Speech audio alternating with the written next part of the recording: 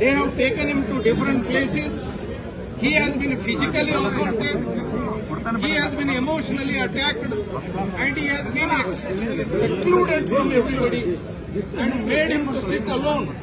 ಅದಲ್ಲದೆ ಅವರ ತಲೆಗೆ ಗಾಯ ಆಗಿದೆ ಅನ್ನುವಂತ ವಿಚಾರವನ್ನು ನಾವು ಕೋರ್ಟ್ ಮುಂದೆ ತಂದಿದ್ದೇವೆ. ನಿನ್ನೆ ಸಂಜೆ 6:30 ಗಂಟೆಗೆ ಅರೆಸ್ಟ್ ಮಾಡಿದಂತವರನ್ನ ಇವತ್ತು ಮುಂಜಾನೆ 11 ಗಂಟೆಯವರೆಗೆ ಅವರಿಗೆ ಸರಿಯಾದ ಊಟ ಸಿಕ್ಕಿಲ್ಲ, ಅವರಿಗೆ ಸರಿಯಾದ ಔಷಧವನ್ನು ಕೊಟ್ಟಿಲ್ಲ. ಕಾನೂನನ್ನ ಕೈಗೆತ್ತಿಕೊಂಡು ಇವರೇನೋ ಒಂದು ಡಿಕ್ಟೇಟೋರಿಯಲ್ ರೂಪದಲ್ಲಿದ್ದಾರೆ ಅನ್ನೋ ರೀತಿಯಲ್ಲಿ ಕರ್ನಾಟಕ ಸರ್ಕಾರ ಇವತ್ತು ವರ್ತನೆ ಮಾಡಿದೆ. ಆ ಎಲ್ಲ ವಿಚಾರಗಳನ್ನ ಕೋರ್ಟ್ ಮುಂದೆ ನಾವು ತಂದಿದ್ದೀವಿ.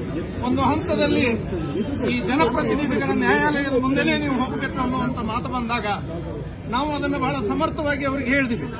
When this honorable court has got jurisdiction to accept the first information report, when this honorable court has got power to commit the matter to the higher court, this honorable court can entertain our application for interim bail forthwith.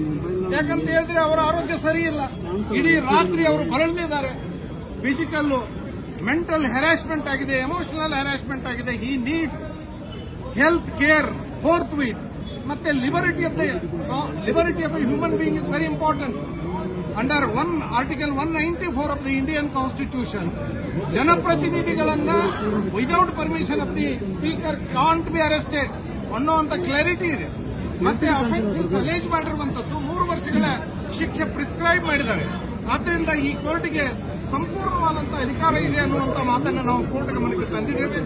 ನಮಗೆ ನ್ಯಾಯಾಲಯದ ಮೇಲೆ ತುಂಬಾ ಭರವಸೆ ಇದೆ.